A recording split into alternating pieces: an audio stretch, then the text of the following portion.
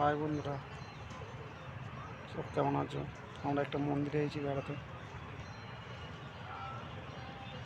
এটা কোন এন্ট্রি দেখবো, আগে দেখো। রাগলকে আগে নিতে হবে, কিছু হোক না। কয় রাগল, ওই দেখতে পাচ্ছ পেছনে মন্দিরটা। কোনোদিন আসেনি, এই প্রথমবার এসেছি মন্দিরে। এই দেখো 4 জন মিলে এসেছি, ওই 2 জন আছে। ভগবানকে দেখতে পাচ্ছ। ভাই বল, এদিকে এদিকে।